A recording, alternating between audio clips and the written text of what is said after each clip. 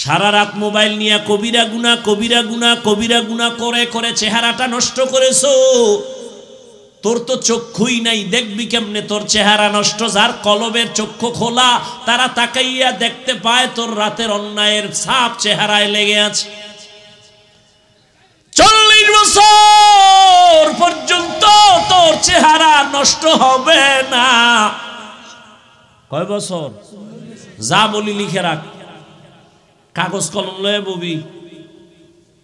40 বছর পর্যন্ত তোর চেহারা নষ্ট হবে না, কোনো মেডিসিনও লাগানো লাগবে না।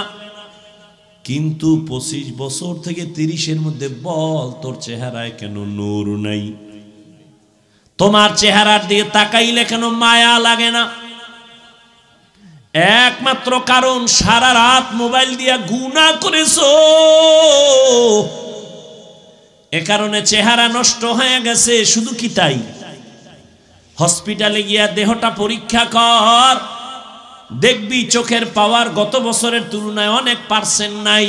মাথা ব্যথা আগের থেকে বেড়ে গেছে, বুকে ব্যথা বেড়ে গেছে। পরীক্ষা কর। হুজুরের কথা মিথ্যা মনে করতেছ, সন্দেহ বুঝে আসে না, মানতেও কষ্ট লাগে, বাদ দে হুজুর। আজকে বাসায় যাইয়া তোর গজবের মোবাইলটা খুইলা গুগলে সার্চ দিবি, টাচ মোবাইল চালাইলে শরীরের অঙ্গের কি ক্ষতি হয় সব ডিটেলস ওখানে চিকিৎসা বিজ্ঞানীরা তথ্য দিছে। টাচ মোবাইল চালাও, বালিশে চালায়, বালিশের পাশে রেখে ঘুমায়, মোবাইলটা ব্রাস্ট হয়ে গেছে, জায়গায় ওই লোকটাও মারা গেছে।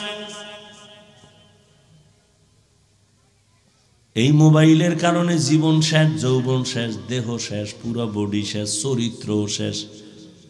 যার জীবনের চরিত্র ভালো না, ওর জীবনটাই দুনিয়ার মধ্যে কেউ পছন্দ করে না। মানুষের জীবনের অমূল্য সম্পদ হলো সুন্দর চরিত্র, আর সেই চরিত্রটা নষ্ট করেছ। মাইয়ার সাথে কোরআন লইয়া কসম খাইছো না? আমি একটারে কই মাইয়ার সিরিয়াল কত, কয় এটা কেমনে কম? আমি কই তোর সিরিয়াল যত, তোর সাথে যে মাইয়া কসম খাইছে ওর সিরিয়ালও তত।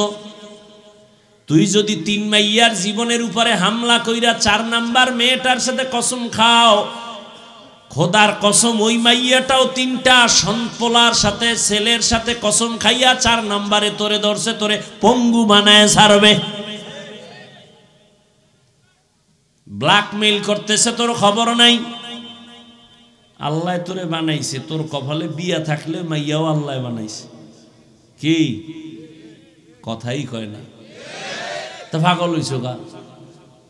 আল্লাহ আম কাঁঠাল দিছে শরীরের ভিটামিন, দেখা পাগল হয়ে গেছে। কুত্তার চেয়ে বেশি পাগল, জিব্বা বের হয়ে গেছে, এখনই খাইয়া লাগব। আল্লাহ কয় 1 মাস একটু ধৈর্য ধর, আমি পাকায় দেবো, তাই না খাবি, যে মিষ্টি, যে মজা, ভিটামিন। কয় না আল্লাহ আমার কুত্তার থেকে জিব্বা বড় হয়ে গেছে, আমি 1 মাস সইতে পারি না, গাছের মধ্যে মেডিসিন মারছি। আল্লাহর দেওয়া মাছ কত ফ্রেশ, মানুষ বেঈমানি করে, আল্লাহ করে। গাছের ফল কত ফ্রেশ, মানুষ বেঈমানি করে এটা ক্ষতিকারক বানায় ফেলছে। তেল কিনবেন আল্লাহর দেওয়া কত সুন্দর, মানুষ ভেজাল বাড়ায় কেন? এজন্য আল্লাহ কয় ইন্নাল ইনসানা লিরাব্বিহি লাকানুদ, মানুষ বড় নিমক হারাম। আল্লাহর দেওয়া নেয়ামত এটা নিজে প্রসেসিং করে এটারে গজব বানায় দিছে। এই দোকানওয়ালা, তুমি পেঁয়াজু বানাও, তুমি রুটি বানাও, তুমি পরোটা বানাও, 1 টাকা যদি বেশি নিতে চাও, পাবলিক দিয়া খাওয়ার লোক আছে, পাবলিক তো গরিব না। তুমি 1 টাকা বেশি চাইলেও তো দিবে, কিন্তু 6 দিন আগের তেল দিয়া কেন নষ্ট বানায় পাকাও? 2 নাম্বারই করো, অরিজিনাল গোস্ত বিক্রি করো, 10 টাকা বাড়ায় নাও, পাবলিক দিবে। 2 নাম্বারই কেন করো? কয় চরিত্রই 2 নাম্বার হয়ে গেছে। আল্লাহ হেদায়াত দান করে। ও যুবক, ভালো করে শুনো,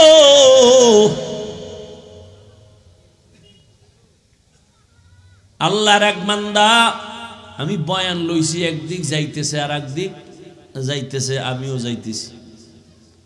কারণ আমি আল্লাহর উপরে ভরসা করে বয়ান করি। শুরুতেই বলছি আপনাদের মোহাব্বতের উপরে বয়ান হবে।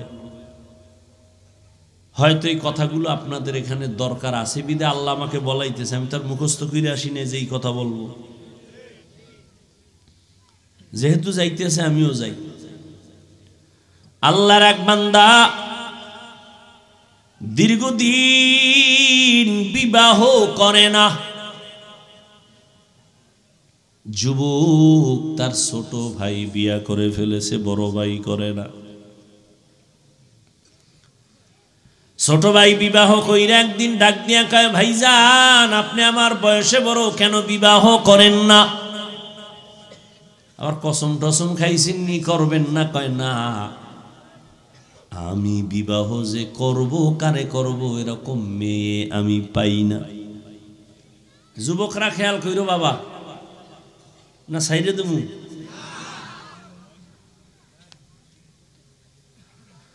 হা,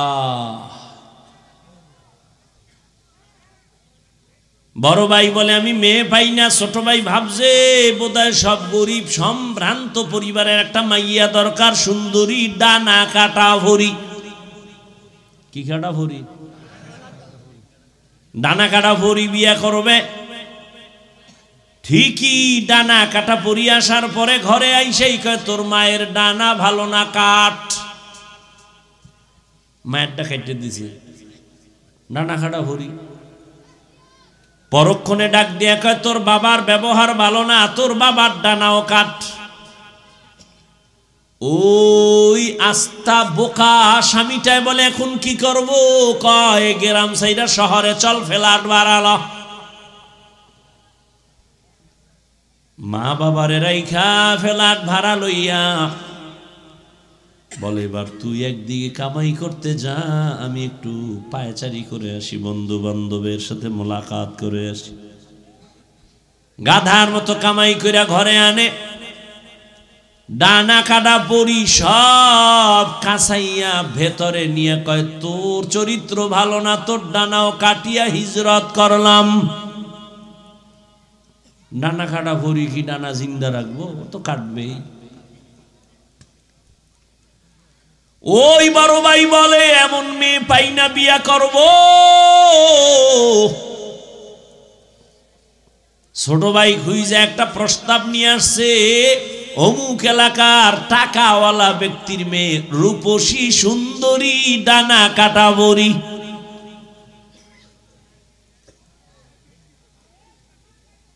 বড় ভাই রেগিয়া কয়, ভাই আলহামদুলিল্লাহ পাইছি জাগামত, জাতের মাই একটা পেয়ে গেছি, টাকাওয়ালার মেয়ে। বড় ভাই ডাক দিয়া কয়, গরিবের মাইয়া বিয়া করব, তবুও ডানা কাটা পরি আমি বিবাহ করব না। কথা কি চাও খুইলে খাও। বড় ভাই কয়, আমি এমন একটা মেয়েকে আমি আমার জীবনের আপন স্ত্রী বানাতে চাই, যে আমার ডান হাতটা ধইরা আমাকে জান্নাতের মধ্যে পৌঁছায় দিবে।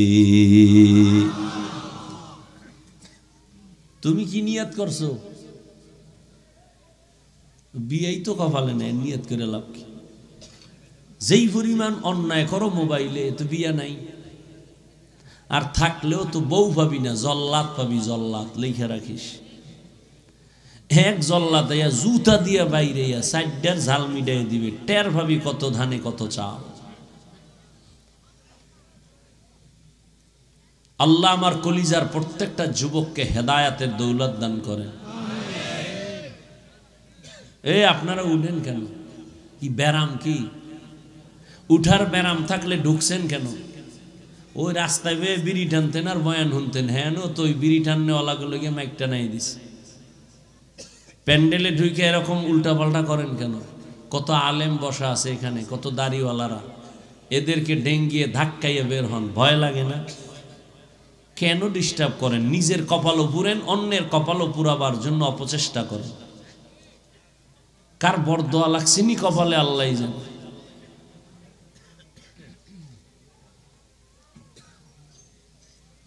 আর একটু যাব সামনে।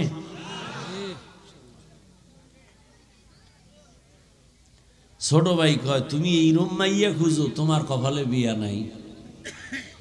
কি নাই? বড় ভাই এর মধ্যে একটা জবাব দিয়ে দিছে, এই ছোট ভাই, বান্দা চাইলে কিছুই হয় না, আল্লাহ চাইলে সব হয়। আল্লাহ যদি চান ইনশাআল্লাহ, আমাকে যদি আল্লাহ পছন্দ করেন, আমার নিয়ত অনুযায়ী আল্লাহ একটা বিবি আমাকে মিলাবেন। ও যুবক, ঘটনাটা ভালো করে শুনো। এইবার এই বড় ভাই আল্লাহর কাছে দোয়া করেন, হে মালিক, এমন একটা আমি আমার জীবন সঙ্গিনী চাই যে আমাকে জান্নাতের মধ্যে নিয়ে যাবে, কিন্তু কোথায় পাবো জানি না, মালিক তুমি সন্ধান দাও। আল্লাহর বান্দা অনবরত দোয়া করে, কিন্তু পরে হঠাৎ একদিন তার এলাকার বাহিরে এলাকায় একজন আল্লাহওয়ালা আসছে, বুজুর্গ ওলি। এলাকার মানুষ সবাই দোয়ার জন্য যায়। এই বড় ভাইও খবর পাইয়া চলে গেলেন ফজরের নামাজের সময় আল্লাহর ওলির দোয়া আনার জন্য। মসজিদে কেউ নাই, একান্তে কথা বলেন, ও ওলিয়ে কামেল, আমি আপনার নাম শুনছি, দোয়া নেওয়ার জন্য আসছি। আমার জীবনে একটা বিবাহের জন্য একটা মেয়ে খুঁজি যে আমাকে জান্নাতে নিবে, দোয়া করবেন। ঠিক এই বড় ভাই আল্লাহর ওলির সাথে যখন কথা বলতেছেন, হঠাৎ করে মসজিদের বাহির থেকে জানালা দিয়া একটা কচি মেয়ের কণ্ঠে সালাম চলে আসলো,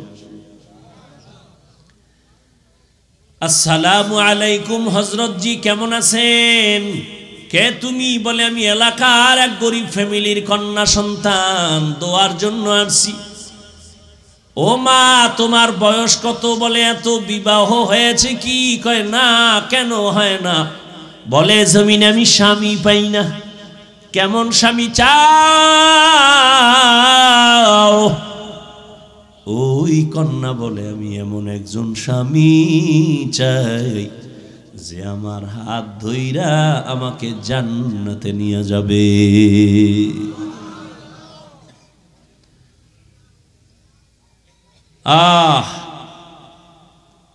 পুরুষটাই বলে এমন একজন বউ চাই যে বউ আমার হাত ধরে জান্নাতে নিবে। মেয়েটাও দোয়া করে, আল্লাহ আমি একজন স্বামী চাই যে স্বামী আমার হাত ধরে আমাকে জাহান্নাম থেকে বাঁচায়া জান্নাতে নিবে। মিলছে নি? হুজুর বলে, মা আমি যদি প্রস্তাব দেই মানবানি? বলে আমি জীবনটাকে ধন্য মনে করব, আপনার প্রস্তাব আমি প্রত্যাখ্যান করব না। এবার হুজুর প্রস্তাব দিলে নেই, ভাইয়ের সাথে ওই মেয়ের বিবাহের বন্ধন হয়ে গেল। দাম্পত্য জীবন চলতেছে, স্বামী আর স্ত্রী দুজনে এক মনে এক ধ্যানে চলে। নামাজের আজান হয়েছে, নামাজে দাঁড়াও। রাতের গভীর ঘুম থেকে উঠা যায় নামাজে ডাকে, হে মালিক তুমি যদি আসমানে আইসা ডাকো আমরা কেমনে ঘুমাই? অতিও গভীর হয় রজনী যখন, নীরবে প্রভুর নাম জপিও তখন। প্রভুর করুণা যদি পাইবারে চাও, গভীর রাতে উঠে প্রভুর গুণগান গাও। দাম্পত্য জীবন চলতেছে, এক হাতে তালি বাজেনি, কথা কয় না, ঘুমায়। এক হাতে তালি বাজে না, বিনা বাতাসে পানি নাড়াচাড়া করে না। স্বামী আর স্ত্রী এক মনের না হইলে ওই সংসারে ফুলের বাগানে ফুল ফোটে না। মাওলায় মিলাই দিছেন দুইজনে। দুনিয়ার সব একদিক, নামাজ আজান হয়ে গেছে, নামাজ নামাজ কাজা করা যাবে না, ফজরের নামাজে হাজির, দোয়া করে, নামাজ পড়ে, তাসবিহ পড়ে আল্লাহকে ডাকে। এই দুই স্বামী আর স্ত্রীর মাঝে কান্নার মধ্যে একটা নেক দোয়া ছিল, রব্বি হাবলি মিন লাদুনকা যুররিয়াতান তাইয়্যিবাতান ইন্নাকা সামিউদ দুআ। ও আল্লাহ, তুমি আমাদের মিলাইছো, এখন আমাদের জীবনে একটা চাহিদা, তুমি একটা নেককার সন্তান দিও। কি সন্তান? ডাক্তার তো আছে অনেক, তবে আদর্শবান ডাক্তারের অভাব। সন্তান আছে অনেক, নেককার সন্তানের অভাব। আপনাদের এলাকায় গরু আছে অনেক, তবে জান্নাতি গরুর অভাব। মুসা নবীর সাথে যেই গরুটার সম্পর্ক, এটা আল্লাহর জান্নাতে যাবে। আপনাদের এলাকায় পিপিলিকা আছে, অভাব নাই, সারা দুনিয়ায় পিপিলিকা, তবে ধন্য পিপিলিকা তো সুলাইমান নবীর সাথে পিপিলিকা জান্নাতে যাবে। স্বামী আর স্ত্রী দোয়া করে, ও পর্দার আড়ালের আম্মা জান, আপনারা তো আজকের 11টা সন্তানের হাফেজে কোরআন হইয়া মাথায় পাগড়ি দিলাম, এই হাফেজে কোরআনের মা। আপনারা তো নবীদের মায়ের মতো মা, সাহাবায়ে কেরামদের মায়ের মতো দামি মা। আপনারা তো খাদিজা রাদিয়াল্লাহু আনহার মতো নারী, ফাতেমা রাদিয়াল্লাহু আনহার মতো নারী, আয়েশা রাদিয়াল্লাহু আনহার মতো দামি নারী, ইসমাইল নবীর মা হাজেরা আলাইহা সালামের মতো দামি নারী, ঈসা নবীর মা মারিয়াম আলাইহা সালামের মতো দামি নারী। এ জমিনের চিহ্নিত বেঈমান ফেরাউন আল্লাহর জান্নাতে যাবে না, আল্লাহর সাথে চ্যালেঞ্জ দিয়া নিজের খোদা দাবি করেছে। ওই বেঈমানের ঘরে তার আপন স্ত্রীর নাম কি? ও আম্মা জানেরা, ওই বেঈমান ফেরাউনের ঘরে আসিয়া, কত বড় পাওয়ার আলা ফেরাউন, কত বড় টাকাওয়ালা, কত বড় ক্ষমতাধর, তার ঘরের স্ত্রী আসিয়া আমার আল্লাহর এমন আশেকা। রহমতের নবী বলেন, কিয়ামতে জান্নাতে আসিয়ার সাথে আমি মুহাম্মদের সাথে বিবাহ হবে। সুবহানাল্লাহ। না কেমনে আইব? সারাদিন গালি মিথ্যা যেই জবানে, গীবত জবানে, সুবহানাল্লাহ আইব কেমনে? অতল হইয়া গেছে। ফজরও পড়ে নাই, জোহর পড়ে নাই, আসর পড়ে নাই, মাগরিব পড়ে নাই, এশা পড়ে নাই, আশেকে রাসূল বয়া রইছে, ফজরেরও খবর থাকবে না। আশেকে রাসূল, তোমরা গাঞ্জা খাইয়া দাড়ি খাইটা নামাজ বাদ দিয়া আশেক হইলে ভণ্ডকে আমরা। তাই তো, তোমরা যদি গাঞ্জা খাইয়া আশেক হও তো আমরা ভণ্ড। আল্লাহ হেদায়েত দান করুন। এরে আম্মা জানেরা শুনেন, আসিয়া কত বড় বেঈমানের ঘরে থাইকা আমার আল্লাহকে আপন করে নিয়েছেন। পরিণাম ফলে আল্লাহ আসিয়াকে জান্নাতের ছবিটা দেখাইয়া কবরের রুহটা জান কবজ করেছেন। এরে আম্মা জান, আপনার স্বামী তো ফেরাউনের মতো খারাপ না রে মা। আপনার স্বামী তো নামাজকে সমর্থন করে। আপনি যদি একটু বুঝাইতেন আর দোয়া করতেন, নামাজ পড়তেন, আর স্বামীকেও বুঝাইতেন নামাজ পড়তো। আপনি যদি আপনার স্বামীটারে বুঝাইতেন, ও স্বামী আমার, মা বাবার মায়া ত্যাগ করে তোমার ঘরে আসি, না খাইয়া থাকলেও আসি, খাইয়া থাকলেও আসি, তবে আমার দাবি জীবনে যা পাও হালাল ভাবে ঘরে আনিও, অবৈধ টাকা, কখনো হারাম টাকা ঘরে আনবা না, আমার দাবি। হারাম টাকা খাইয়া রক্ত নাপাক করব না, সন্তানের রক্ত নাপাক করব না। আম্মা জান যদি বুঝাইতেন, এমন কোন স্বামী ঘরে হারাম কামাই নিয়ে আসতে পারতো না। এরে আম্মা জান, নামাজ পড়ে পড়ে যদি দোয়া করতেন আপনার স্বামীর অন্তর আল্লাহর দিকে চলে যাইত। আর যেই স্বামী আল্লাহকে ভয় করে ওই স্বামী স্ত্রীকেও মোহাব্বত করে, জুলুম করে না। ওই স্বামী আর স্ত্রী দোয়া করে, আল্লাহ দুইজনের আল্লাহ তুমি মিলাইছো, এখন একটা দাবি, তুমি একটা নেককার সন্তান আমাদের দান করো। দোয়া কবুল হয়ে গেছে। আল্লাহ তাকে একটা নেককার সন্তান দিয়েছেন। ওই সন্তান আদর্শ মা তাকে দিয়া বড় বানাইছেন।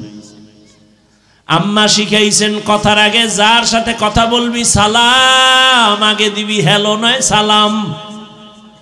মুরব্বি দেখলে দোয়া নিবি, আলেম দেখলে দোয়া নিবি, কোনোদিন চোখ তাকায় কথা বলবি না, বেয়াদবি করবি না। এভাবে মা এমন ভাবে সন্তানটারে গড়াইছেন, আমার আল্লাহ সন্তানের উপরে বড় খুশি হয়ে গেছেন। এই সন্তান অল্প বয়সে যৌবনকাল যখন আসলো, এই যুবকের দাপটে বাইতুল মুকাদ্দাস আমাদের প্রথম কিবলা বেঈমানরা দখল করেছে। এই সন্তান তা নিয়ে আসছে। এই সন্তান পুরা মিশর সহ বিভিন্ন দেশ বিজয় কইরা ইতিহাসের পৃষ্ঠায় নাম লেখায় গেছে।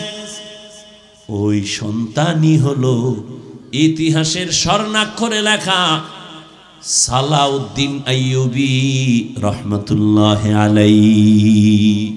এই যুবক, জীবনে মাস্তানি আর চালাকি কম করনি, মইরা গেলে তোর কপাল পোড়া ছাড়া কেউ দোয়া করবে না। যেই অপরাধ করেছে তোর উপরে মাও বেজার, বাবাও বেজার, আলেমও বেজার, হুজুরও বেজার, ইমামও বেজার, মুরব্বীরাও বেজার তোমার ব্যবহারের কারণে।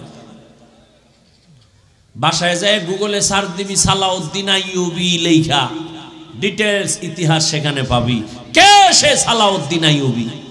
যেই স্বামী কইছে আমার এমন স্ত্রী চাই হাত ধইরা জান্নাতে নিবে, স্ত্রী দোয়া করছে এমন স্বামী চাই যে আমার হাত ধরে জান্নাতে নিবে।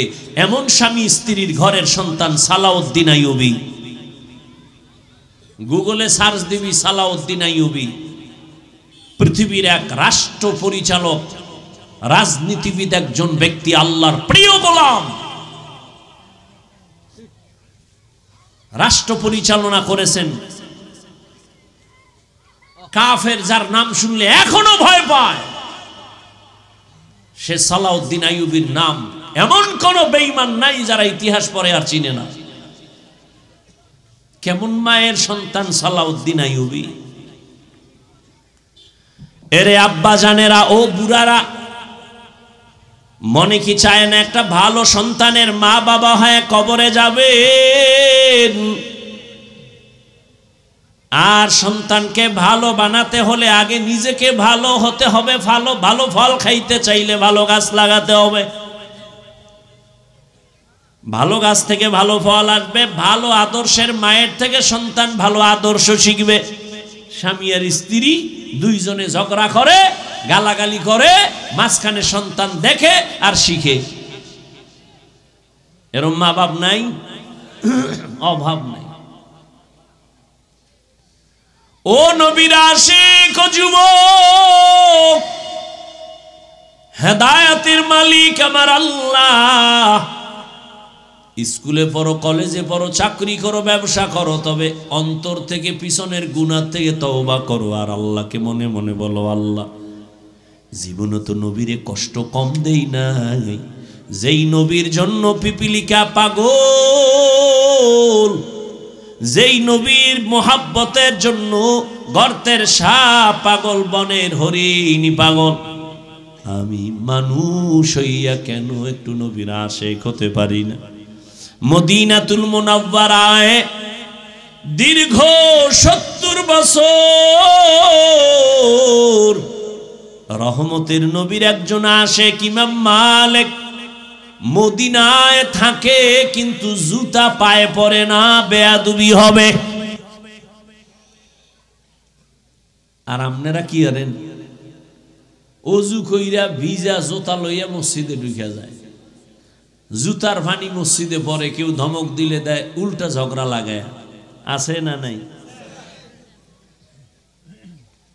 আর ইমাম মালিক 70 বছর পর্যন্ত মদিনায় ছিলেন,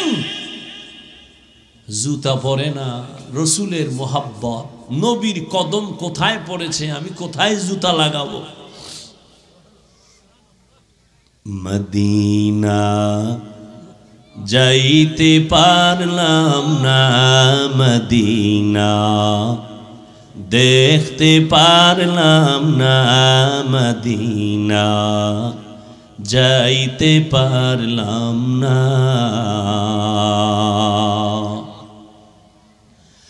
আমি অসহায় তাই এত দূরে রই, আমি অসহায় তাই এত দূরে রই, শুধু সালাম জানাই, মদিনা যাইতে পারলাম না, মদিনা দেখতে পারলাম না।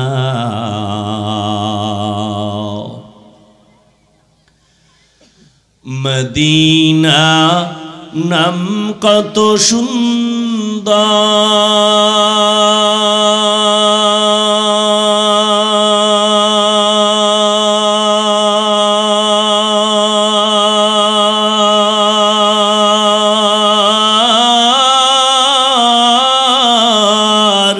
মদিনা কেরে সেবন্তা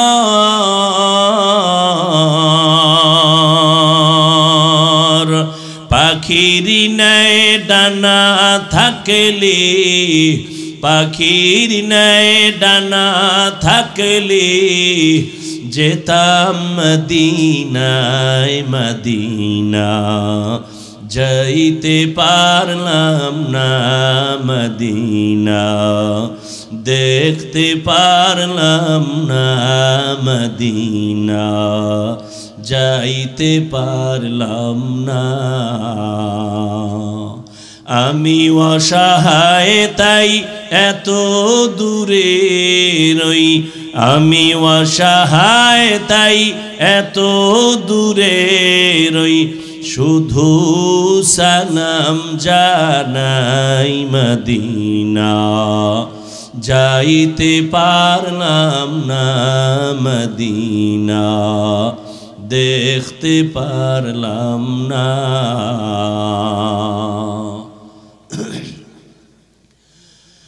আরবেরে পুবাল হাওয়া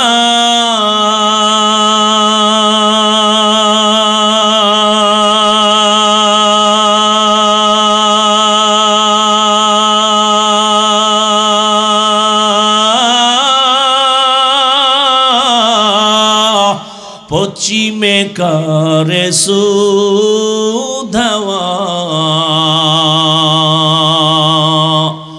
এই গরিবের দুঃখী সালাম, এই গরিবের দুঃখী সালাম পৌঁছে দিও মদিনায়, মদিনা যাইতে পারলাম না, মদিনা দেখতে পারলাম না, মদিনা যাইতে পারলাম না।